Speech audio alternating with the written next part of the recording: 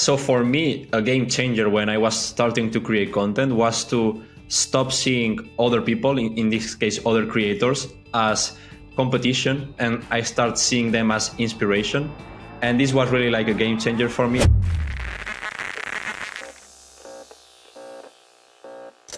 Hello, squirrel friends, and welcome back to Alt Marketing School. It's Fab here, founder and head teacher in Alt Marketing School. And today I am joined by the wonderful Steph again. Hello. Hello.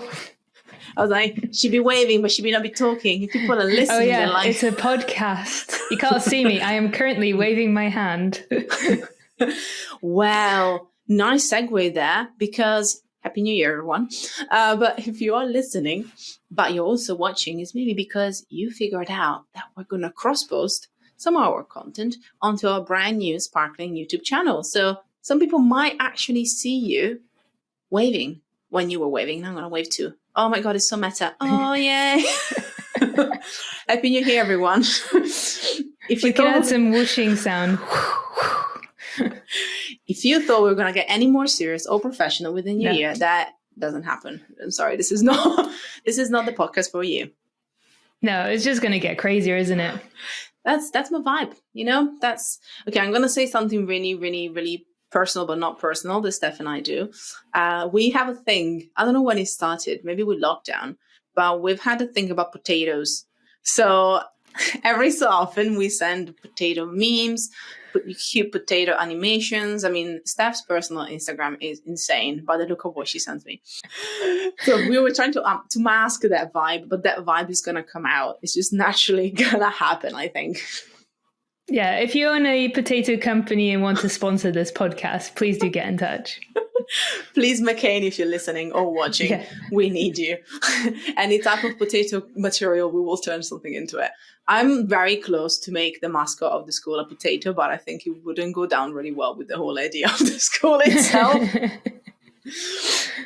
But then my old, so when my previous company, Creative Impact, the actual mascot almost and logo was an avocado. So avocado gifts have been with me for about 5.5 years. That's literally what everybody would send me. So if we switch it to a spud, I'm not going to be too upset, to be honest. I mean, an avocado kind of just looks like a very green potato, maybe. With a hardcore, it's a hardcore potato. Mind blown. Oh my God. 2023 already took a whole new turn right now, everybody.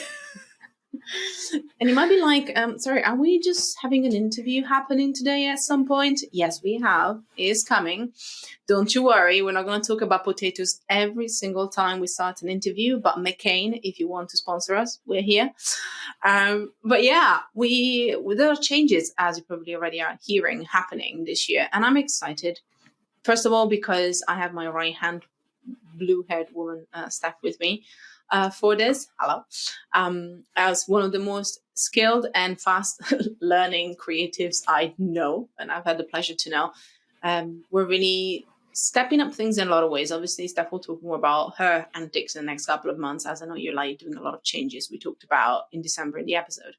But even for us, I just realized that year one of Alt Marketing School, as a school, not just a podcast, because it's been a while for the podcast. Year one for the school was all about testing, trying, understanding, bit of meltdowns, lots of celebrations. And now it's really about refining, like doing less or doing the right things better. That's what I'm going to say, because not necessarily less per se, but doing the right things better is the name of the game. And I'm actually quite grateful that I made the mistakes, or that I tried the things that I tried, even if it was sometimes a lot of hardship, because without that, I wouldn't know what we want to focus on. So thank you, Steph, for bringing some of your wisdom and a lot of your skills into the future of everything around the school. Yeah, well, you're very welcome. I mean, obviously we've worked together for quite a while since Creative Impact, and going through the many years in the lockdown and sort of coming out of, I feel like 2022 with, again, lots of changes, sort of riding the waves, and then, seeing what 2023 brings really, and seeing how the school will progress, obviously, and grow and help people, and how our journey is going to change too with that. Very, very true. And I think one of the curses and the blessings of running a marketing school is that obviously understanding what happens around us in the online world is crucial. Otherwise, we can't serve our students best. And I think what you're going to hear and see and experience with the content we put out, especially the podcast, but in general, is really going to be a reflection of that. Some of the changes, some of what we have learned. Again, I wouldn't practice what I preach if I wasn't looking at data and what people love and what works and the feedback. So what you will see, I want to say, obviously, is an output of, yes, my work and the work of the whole team, but also Steph here herself is going to help us a lot with all the magic that you're going to see. So thank you in advance for all the hard work that I know it's going to come. But I'm excited, actually. One more thing that I'm excited about before we talk about content again with Alex. I'll talk about Alex in a second. But the last thing that I'm excited about coming up really soon is our first ever school open day, which I'm super excited about because, nothing is really new. So it's not like we're creating something completely different, but we are creating an experience, an online experience that gets you an idea of the school and how we run and the certification in a way that feels more in line with what the school is, which is a school. So even just kind of having the open day as a dynamic online experience is something that we had in our mind. And then one of our teachers suggested it at the end of 2022 as a way to just bring awareness and also get to meet and connect with new people. So if you are interested in, obviously, the certification itself, which comes up in just over a month almost, and also just the school in general, then if you go to altmarketingschool.com/open day, and actually RSVP, the spaces are limited to some extent. So at some point, we will have no more spaces, but spaces are still available. So go and check it out and you will get a chance to meet us, ask questions as well, but also meet the teachers and even some of the alumni, and even get a taster of some of our classes, the ones that you will experience when you join our certification. So that's another exciting thing that is happening right now that is all in this wave of doing things the right way and refining them. And with that note, today we're talking about content. And guess what, Steph? We're going to talk about Twitter. So I'm going to ask you very briefly, actually, are you on Twitter? Unfortunately, I'm not a Twitter user or follower. I did many years ago, but it's just not a platform I kind of gelled with. Unfortunately, I've seen it. I love, the one thing I love about it, especially when it first started, is how much content you can cram into 140 character that has an impact. So that always baffled me from what I've seen. But then they added threads so that actually you can add more elements to your tweet by adding more tweets to it, which we'll talk about today as well. So it's really interesting. And you know what? I want to say, even if you're not a Twitter fan, like Steph herself, today we talk with the incredible Alex. And Alex is from the Steel Club. I know, interesting name. We'll talk about the name as well together. But what I want to say was that, yes, we talk about Twitter as its main platform where it really started showing up. We also talk about LinkedIn as a newer platform that is exploring. But the whole idea is to actually look at the people in the social platforms and the content outlets that you are in and getting inspired by them and their work and then making it yours, but then taking something out of it to then reshare your own experience. And this is where basically the word stealing comes from. And I challenge Alex, I think he knew it was going to come, being like, how are people finding you using the word stealing as a big part of a USP? And it's really interesting because we bring it in perspective. As honestly, and Steph, you all know as much as I do, nothing is really new when it comes to marketing. It's all about reinventing the wheel and taking little ways of inspiration. So a lot of what we're talking about today is inspiration over competition and how to find the way to really find your balance when it comes to creating content. Because I think we forget how hard it can be to come up with content ideas. Are you a content idea generator? Are you like a well of ideas, Steph? Where do you sit? 'Cause I'm definitely there. It's dangerous.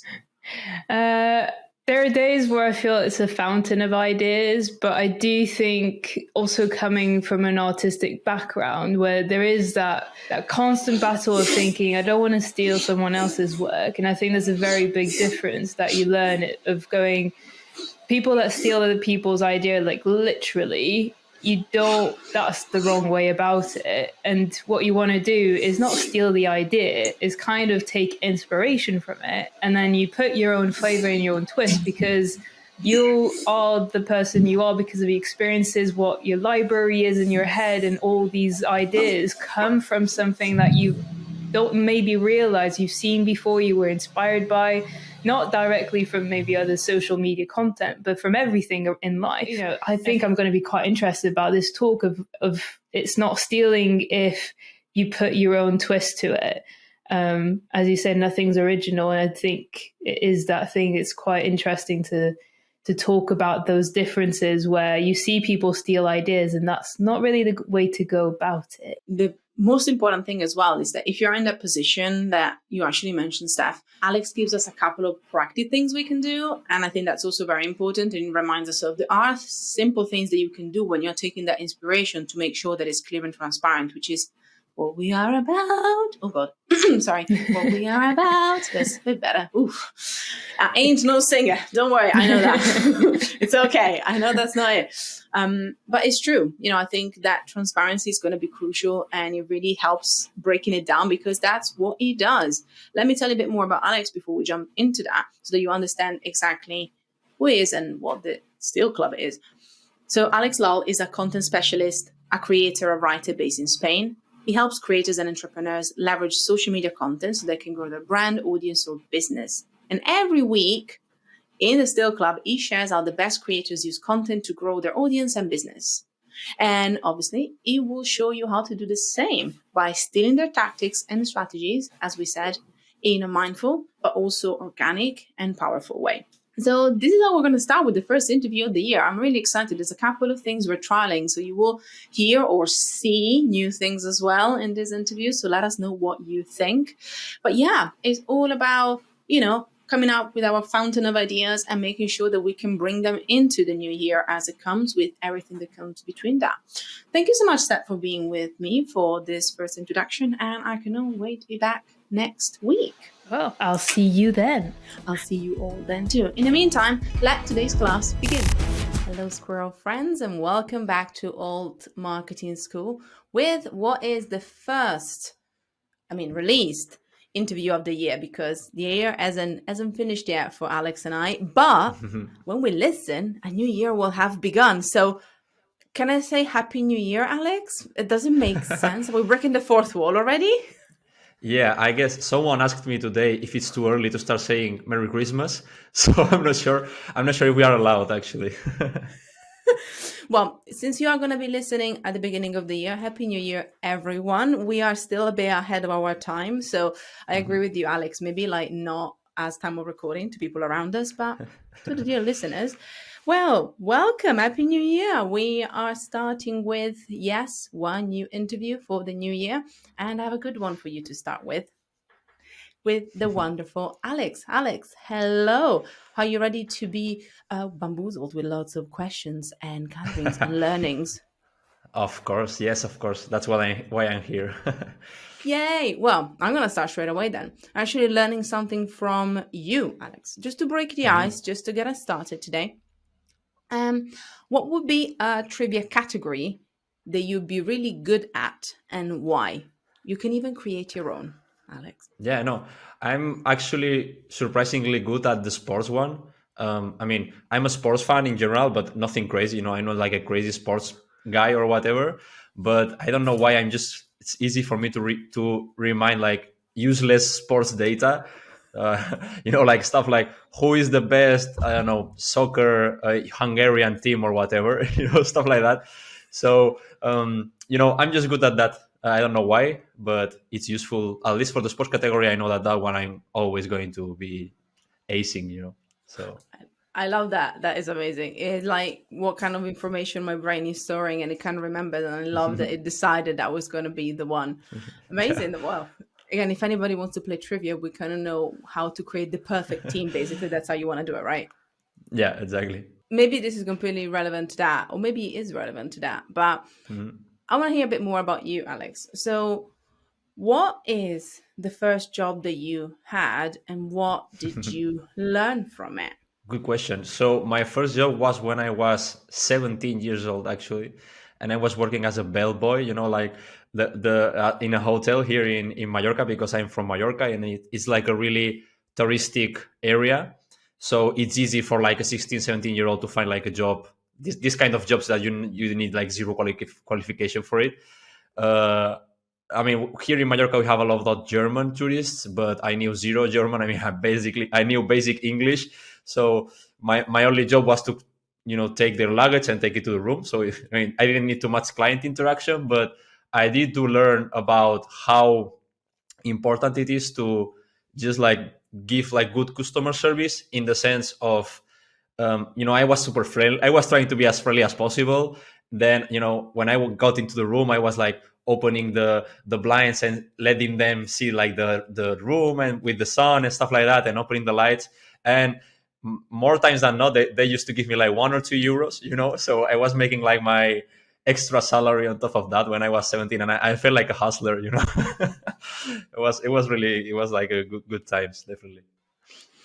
I love that. First of all, I absolutely love Mallorca. So if anybody who is listening, you're planning this year's holidays, I would definitely recommend checking it out. Explore Mallorca is not sponsoring any of this, but it's true.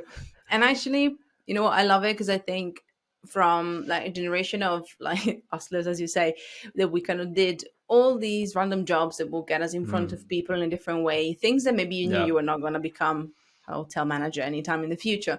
But because you kind of did it, I think it's kind of interesting how like we got to remind ourselves how to interact with people in the real world. Yeah. Because I find that now it's so different when you're coming into your first job. So many people can actually jump into maybe offline first jobs as well and opportunities. And I think there's so much you can learn from that personal interaction. I think the screen does its best, but it still doesn't beat kind of being able to understand people and kind of like navigate those relationships in real life. It's very different, I find. And maybe it's because we experienced it a bit more with some of these jobs than others.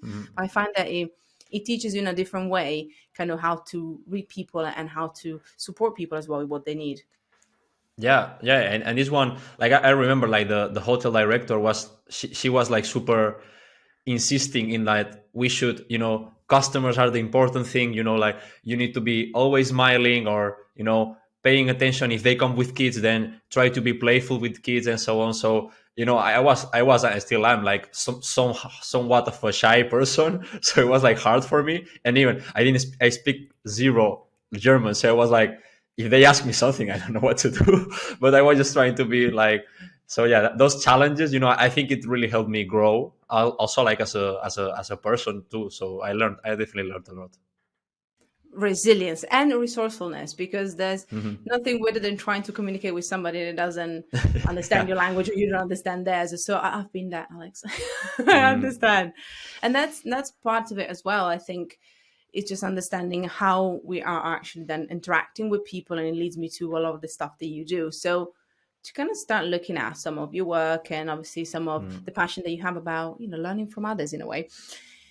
Yeah. We encourage people to market to hearts, not brains. So even when we look at learning, we just kind of look at how we're also impacting others. So I'm going to ask you, what does making a positive impact on your audience mean to you, and why?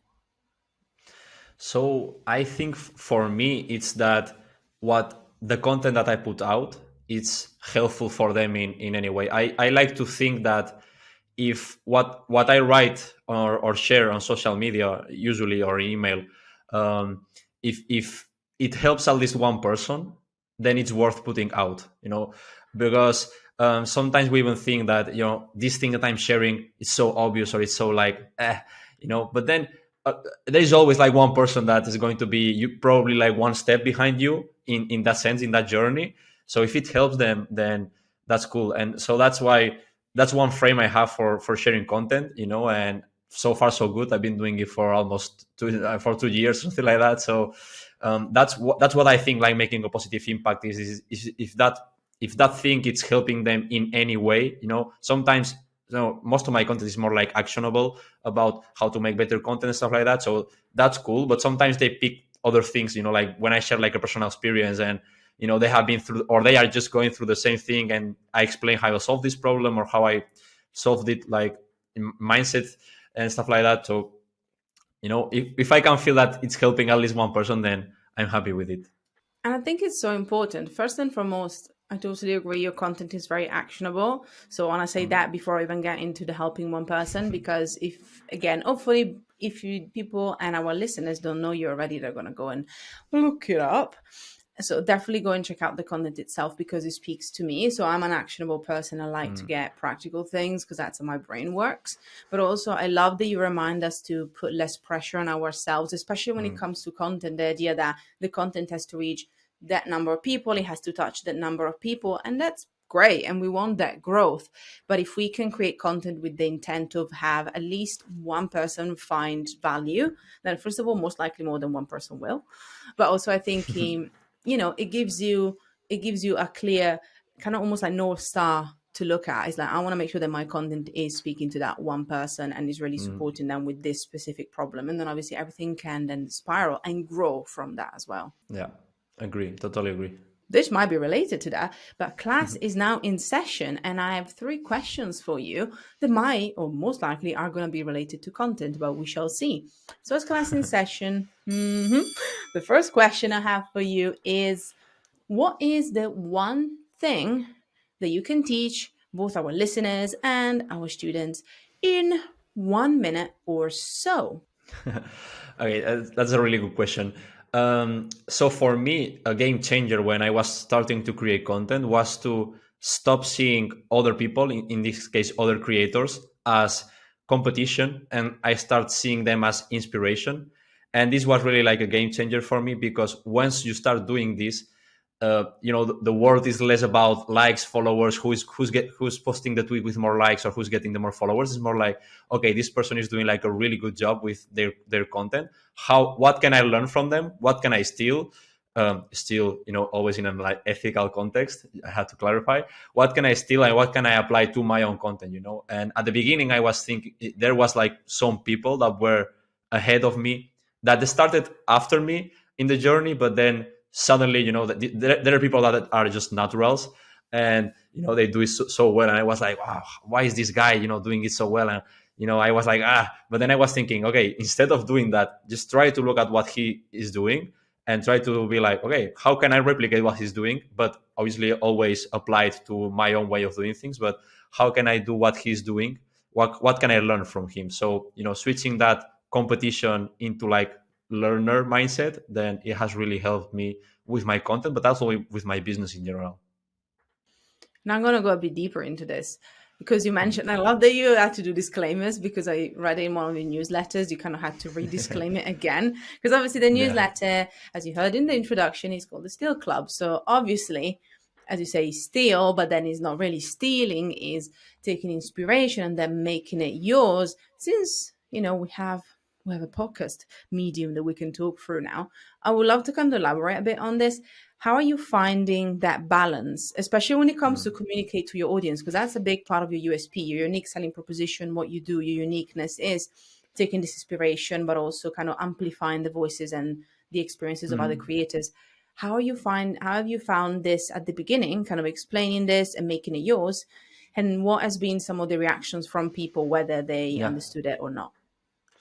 So I was a bit hesitant at the beginning because when I created the newsletter, the Steel Club, I was like, I'm not really sure if people will get it like on the right sense of the word, because this all comes from a book that I read. It's called Still Like an Artist, like a really famous book about creativity and stuff like that. And the author basically says that you should steal from others in this sense, in that you should get inspiration from a lot of people, a lot of sources, just to create your own thing.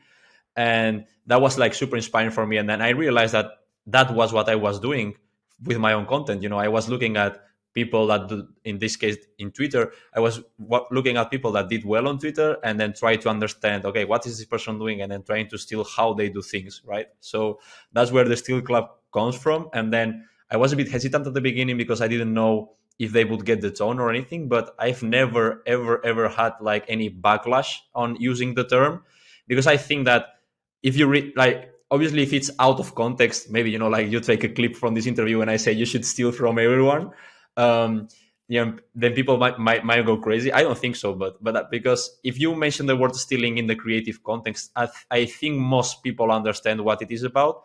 And I never ever heard any backlash or anything. And another thing that I do is I always give the source of what I'm stealing from. So I'm super open about it. I'm super like, this idea is from this person. Just because first I think it's what you should do, just if I got this idea, I mean, I'm not going to claim an idea that's not mine. And if I don't know the source, I will say it. And if I know the source, I will give props to the source, because that's how I think it should be done, at least. I mean, there is nothing wrong about getting inspiration from other people, but what I don't like is that you get inspiration or you copy other people and then you made those ideas pass as yours. I think that's not okay. But if you take it and then you say, hey, this idea is awesome, but this is the person that did it, and then you tag them or whatever. And most of the times most of the time, no, like 99% of the times that I did this, the people was like happy that I gave them a shout out, because it's not the usual thing, like people just take things and then don't say anything. So first of all, real life experience. This happened with the two of us, because Alex actually posted about Black Friday, the anti-Black Friday kind of campaign that you saw around, and I was like, we're gonna try it, and I will have everybody know it was actually pretty successful. It was really good, so quite chuffed about the experiment. But I saw it, and I was like, oh, Alex, and I tagged you on Twitter. He inspired me to try this thing. Let's see how it goes. And obviously, I also kind of quoted the tweet that you posted, and I was like, this is what we're gonna do.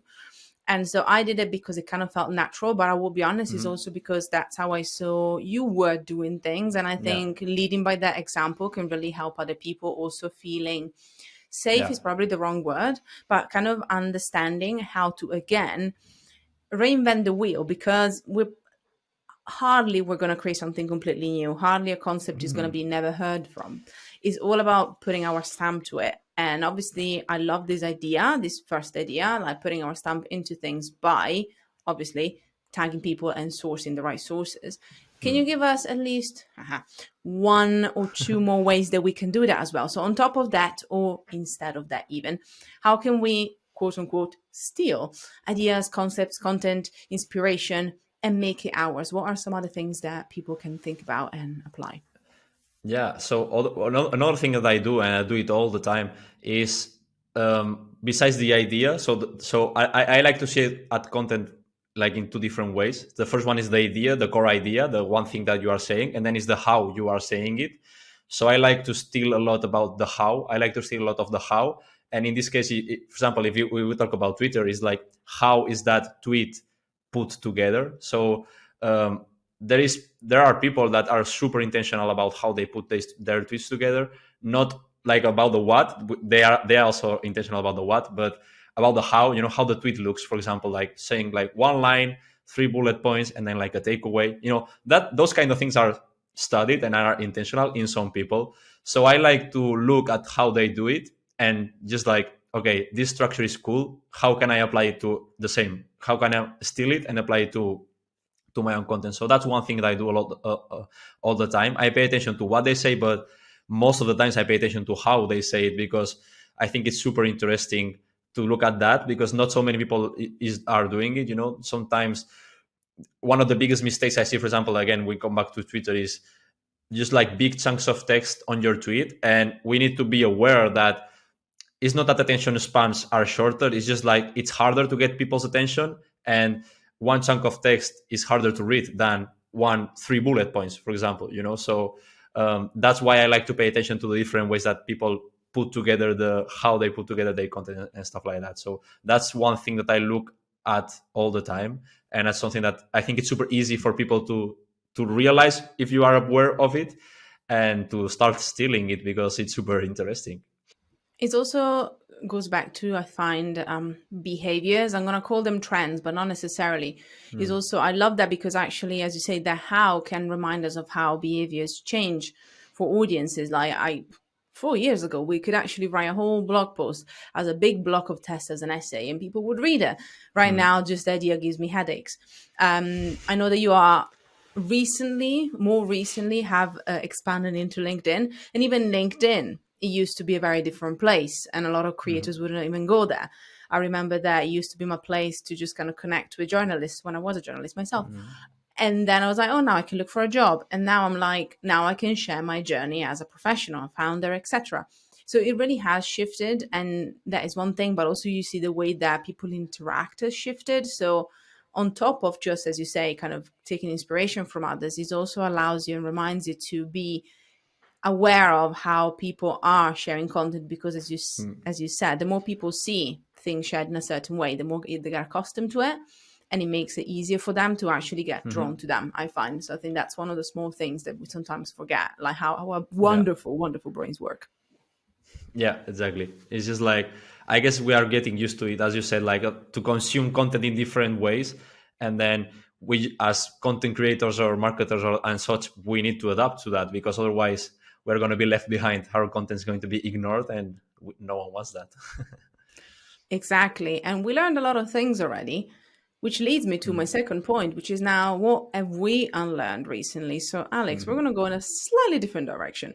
I'm going to ask you, what is something that you unlearned recently, and how did it improve your life or your work? It's a good question, because before doing this on my own, before being a freelancer and having the Stick Lab and all of that, I used to work in an agency, marketing agency, and I did that for like in different agencies, but I did work in the advertising industry for 4 or 5 years. And one thing that and in the rest of the world of jobs in the real world, is that you work from 9 to 5, 9 to 6, and in the agency sometimes from 9 to 9 or something like that. Depends on the day, if you have to deliver a campaign or whatever. But I used to have like my set working schedule, and that's it. And right now I try to keep on a schedule, but one thing that I'm unlearning is to try to, instead, when things are not coming out, and especially with creative work, just like, don't stay sitting in front of the computer just because you need to be there because it's, I don't know, 11 a.m. Right now that I have the freedom, because I work for myself, now that I have the freedom of not having to do that, there's not a boss that is going to tell me, hey, where are you going? No, at 11 a.m. So if I'm having like this mental block or nothing is coming up, then, just go, stand up and go do another thing, like walk my dog, do the dishes, go shopping or whatever. And usually when I do that, like after 10 or 15 minutes, like my brain does like a quick reset, and then I can get back to work. But I think the thing that I'm trying to unlearn is that I don't need to be from 9 to 5 in front of the computer. I'm trying to learn, and this is still a process and it's still ongoing, to understand what are my best working hours, or more like when I have more energy and when my brain works the best. So I'm trying to understand what those are, and trying to adapt my work schedule to that, instead of just like from 9 to 5 or 9 to 6 in front of the computer. So I like you speaking my language. Now, I'm gonna mention something that our dear listeners have never heard before. But there is a book that I wrote that is called "Reclaim Your Time Off." This is literally the time that everybody should take a shot, because every time I mention the book, everybody should have a drinking game. Anyway, but in the book, I talk a lot about, I realize I mentioned that, but hey, being proud. But I do talk a lot about energy levels. So I just want to add my 5 cents to it. It's one of the hardest things. And I also love that you mentioned how you're working through, kind of the mental patterns of, okay, why do I feel like I have to be stuck here, or I have to do things, or I have to get a certain number of hours in to actually have a successful day? I think is such an old pattern that we have, and especially as we have been raised working in different environments that had rules that somebody else had.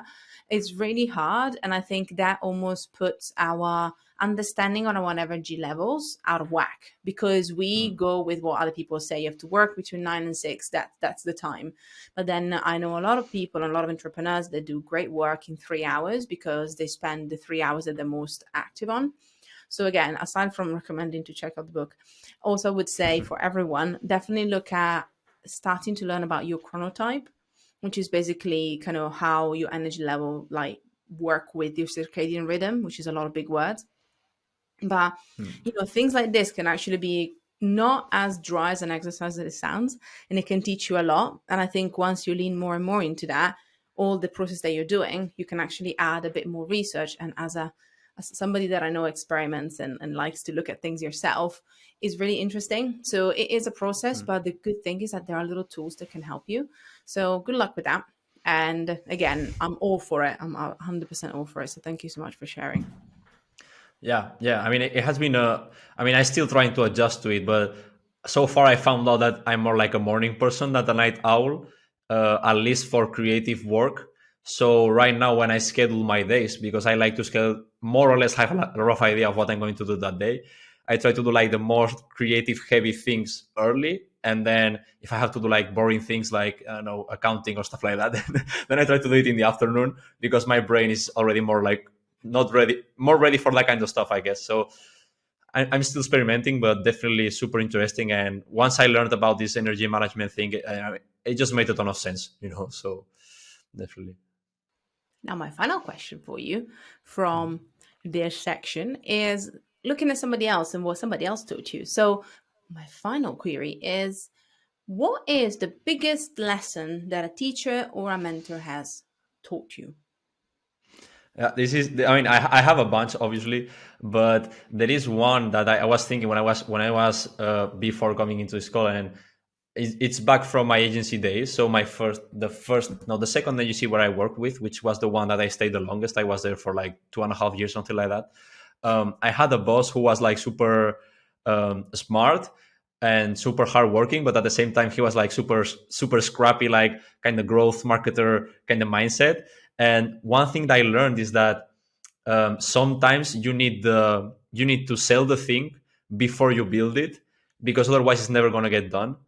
And I remember going with him to client meetings and him saying or selling like, yeah, we have this thing, this is how it works and it's super cool and we can, it's working fine and so on. And, maybe we had the idea, but there was nothing built. And then, the client was like, okay, we are going to buy it. Let's try it, whatever. And then when we go back to the agency, he was like, okay, now we need to figure out how to do this thing because we already sold it. And it was like a good way of not putting pressure, because it's not like pressure, but it's like a good way to get people like, okay, this is done, we sold it, so now we need to figure it out. And this mindset of winging it, figure things out on the fly, it has been really helpful after for me as when I started working for myself, because I was struggling a lot before with getting started and doing things, and right now I'm more like this kind of, okay, I have idea, let's try to figure out how to put it together, how to put it out there, like, okay, I have this product, let's just put like a pre-sale out there, and if people buy it, then I will start buying it, building it, sorry. So, that's one thing I learned, and I think it's like a really interesting lesson. Sometimes you just need to put the pressure on yourself in that sense of, okay, I have this idea of this product, and instead of building the product for 3 months and launching it, then maybe put a pre-sale or put a tweet out or something, and try to put some pressure on yourself. Okay, 10 people bought it, so now I need to work on it. Obsessed with that. It's like good peer pressure on you. I like it. And yeah. You know what? It works. I love that you mentioned that, because I think it's a very shared marketer's kind of brain thing, because like sometimes you have the idea and obviously the execution takes a lot more parts than you probably think. And especially if you are proposing the idea to somebody else, you're like, these are all the great things we can do. And then you're like, okay, now I need to actually do them. But as you say, it has its positives. Another little suggestion that I have for anybody who wants to try it, especially if you don't have to answer to anyone or like a team, and you don't have to prepare a whole launch together. Even just creating like a tiny offer, a smaller product that can actually be like a simple one thing, or even if you want to do like, like I would say maybe not necessarily a free event that can go 2 ways, but like a smaller thing, even like, again, a small paid event or workshop or something, especially if it's educational or if it's something like this, a small version of what you want to build. If, for example, pre-sale is not available for whichever reason, if you create something that fixes one of the problems or solves one of the problems that whatever you have in mind will do, again, it's another simple way to validate your idea. I think we can also use it not just to put pressure on ourselves, but also to validate our ideas for bigger projects we might have. So I love it because there's so many applications of it. So it's a great lesson, and I'm glad that, again, you learned it, and obviously it looks like you applied it also for yourself, which is excellent. Yeah, definitely. Now, Alex, we are working together through a whole new mini section in our final section. This is Inception section. Wow, that was a mouthful. Yes, so our Quickfire starts now with you, Alex, with a little this or that section, and then we're going to have our final questions. So I added this because why not, Alex? Life is short. We got to try and play with things. So I was like, let's add something new, Fab. You got nothing to do. So This first point of our quickfire is literally this or that. I'm going to tell you two things, and you're going to have to choose the one that you could keep. Yeah. So if you've got two things, which one would you go for? All right. We got a few. So quickfire, this or that. Ready? Ready. Ready, listener? Let's do it. Okay. So first one, Spotify playlist or podcast? Spotify playlist. Love it. Is there a go-to playlist? I have to do the follow-up question for this one. Yeah, I used to when I work, I listen to the Lofi Beats playlist. It's made by Spotify, I think, and I like to work with music. But if the music has words, it confuses my brain. So I can just work with music that has no words. I was gonna add to that I have the same problem. If I listen to something that I really love, then I will either do like a little kind of like air guitar, or I'll start singing along, and then I'm completely lost. So I agree with you. If his music has to be something that is not going to engage with my brain or memory, otherwise I'm gone. So I sympathize with that. Next, voice note or text?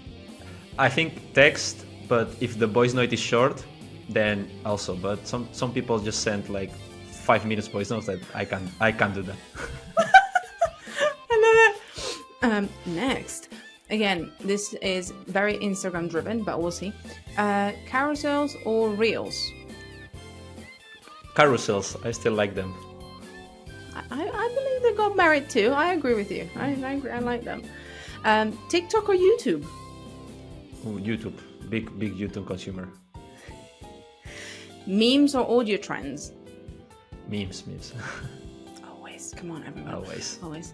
And finally, newsletter or Twitter? Oof. It's like my two little babies. I know! I think newsletter. I'm enjoying it more recently. I love it. I think it's not because of what happened in the last couple of months, which probably did actually have an effect, but I think also newsletters have become a lot more interesting in a lot of ways. So again, I am with you. I always love newsletters, to be honest. I always love the idea of that kind of almost one-to-one conversation, even if it's not. So yeah, I'm with you on that one. Thank you. I mean, this was painless. Excellent. Well done. We survived this or that. I'm really interested about hearing what is one underrated tool that is indispensable for your work, Alex. Yeah, so a really good one is called Twimex. I don't know how to pronounce it.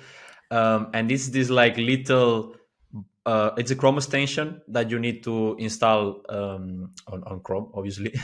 And it's for Twitter. And what it does is that when you enter into someone's profile, it quickly brings up their best or their most popular tweets and threads and so on. So you can see them like on a little sidebar on the right side of the screen. And for my stealing purposes, it's like super useful because I don't need to do that search manually. There is just this little tool that shows me.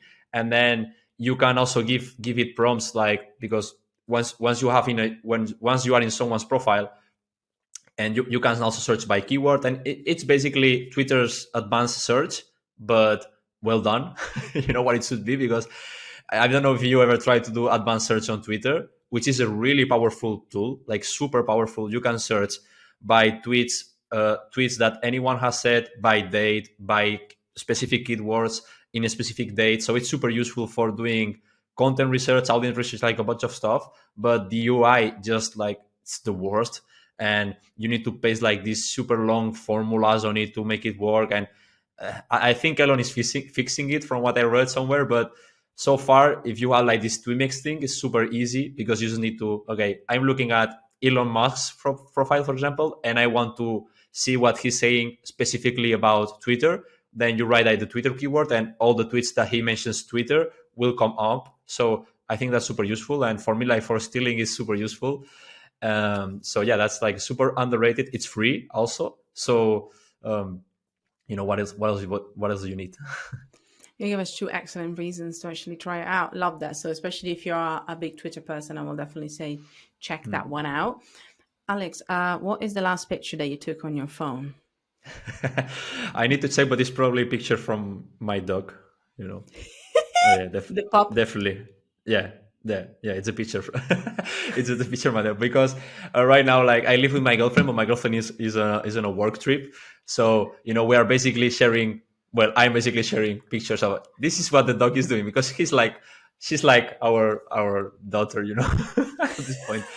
So we are this millennial kind of Gen Z couple who have like a pet, but they don't have kids yet. So we have money and we just spend it on the On the dog. Oh, bless. on the dog. Yeah. I love her. She's having the best life from the sound of it. Yeah, definitely. Now, this I'm contentious about this one. What's your favorite social media platform right now, and why? Yeah, so I wasn't enjoying Twitter that much because the algorithm like kind of switched on the last few months, and it was showing me like super not relevant content to me, like super weird trends and stuff like that. So I was like, Twitter not cool. But now it's starting to be cool again in some way. Like mostly with Twitter, what happens with me is that I'm super interested on what's going to happen now, and I mean, Elon Musk, love him or hate him, I think it's super cool to see what he's doing basically because he's like building a huge company like Life, and he's tweeting about it, and he's a bit, but I know it's super interesting to see. But I really enjoy, and I think my number of platform has always been YouTube. I really like it. I really like, especially obviously certain creators, but like the type of content that you can build, that you can create on YouTube, and the relationship that content creates with your audience. I think it's super cool, and yeah, I really enjoy YouTube. To be honest, I've been going down the YouTube rabbit hole recently, so I started getting more into it, and I think now the thing is I can look at always it with a critical eye. I'm a bit like yourself, like the little investigator emoji comes out, and I'm like, So that's the thing for me. That's how I find it fascinating. But I've been using YouTube since I was like 15 or 16, when there was some of the old YouTubers, we call them, the ones that used to do it when it wasn't cool and the production was absolute shite, but it was so much fun to see, So who should we follow on the platform? You can choose whether it's YouTube or Twitter. If we have to think about one person people should check out, who should our listeners check out? Yeah, so one of my favorite channels on YouTube, and it's a channel that really helped me when I was starting to do things for myself and so on. It's called Yes Theory. And I see that you know them. So it's a really cool bunch of people that their motto is like seek discomfort, and basically it's teaching people and it's showing how they are getting out of their comfort zone. And their motto, I think, is something like the biggest things in life happen outside of your comfort zone. And I think it's something that it's true because I experienced it myself. And their videos are just like so cool to watch, and how they connect with total strangers, and they stop people on the street and they're like, hey, do you want to go on a trip to Italy with me, just like that. And some people just say yes, and it's like, that's crazy. If someone asked me that on the street, I would be like, who are you? Why do you want to steal my kidney or whatever? So I think the channel, besides that, they have like super insightful and more deep type of content, and I think it's really cool what they are doing. And it has nothing to do with marketing or content, it's just like that type of content I'm really inspired by. So I would say that people check that channel because it's amazing. You know what? I think it sums up to me from somebody who kind of dabbles into it, but maybe again, I genuinely use YouTube more for entertainment in a way. I find that really the content that speaks to me on YouTube is the one that has that element of entertainment in it. And I think I was reading actually a really interesting article, like social media becoming more the media piece. No, I don't think everywhere. Like you look at Twitter, it probably wouldn't happen, but TikTok, Instagram, YouTube, like is really becoming that place where, like maybe you can have a bit of like sparking of education, of interesting things, but we're still looking for that level of entertainment and just kind of getting to know the people behind. So I think is a great example because it really like encompasses what I would love YouTube to be for me if we were to do something about it. Wink, wink, nudge, nudge. Not saying too much, but so it's a great example. I love them as well. I have been following them for a while, so it's a good recommendation. Now, last but not least, Alex, if you could broadcast one message onto everybody's phone, what would that one message be? It will be my PayPal link. No, I'm joking. No, I think it would be probably something like in that area of getting out of your comfort zone. Something like, that thing that is scaring you. That's a good sign. Just try it. Give it a try, because for me, Twitter, which is where all these things start with, everything started. I was super scared at the beginning because I was afraid of what other people would think about me, like my coworkers, like my friends. And I was super scared of starting to tweet. I thought people would be like, "Yeah, who are you? Why are you tweeting about this kind of stuff?"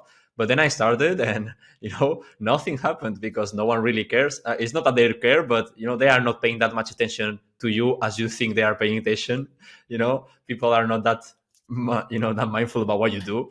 So that was like a huge lesson, and it was super uncomfortable for me at the beginning. So that message of get out of your comfort zone, or try to do that thing that's scaring you, because it's probably like a good sign if it scares you. And obviously don't jump off a bridge, if that's good scare.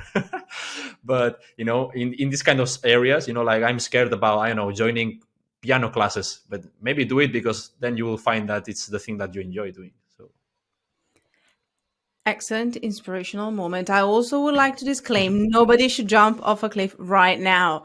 exactly. Nobody jumps off bridges right now. Please, we're not liable for that. Thank you, everybody.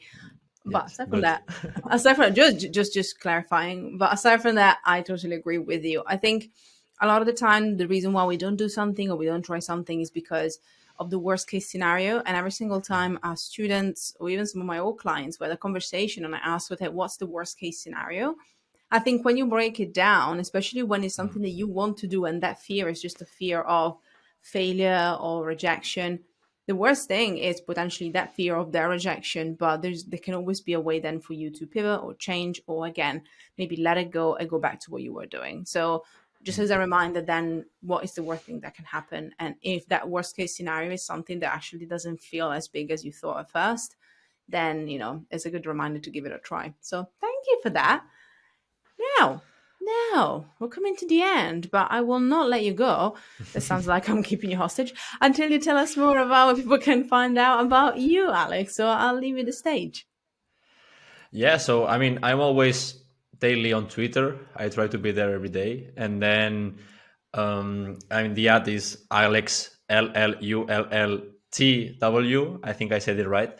And then on the steelclub.com, which is my newsletter, and yeah, I'm there. Those are the two places where I hang out the most recently, and I'm always trying, and I think I managed to do it, to respond to everyone that writes to me or whatever. So if everyone is has any doubts or you want to say hi or whatever, then I'm more than happy than to have a chat. Well, thank you so much, everyone. Thank you so much, Alex. As always, we'll be back next week with more wisdom and ways to market to hearts, not to brains. In the meantime, it's all from us. So class dismissed, and we'll be back next week.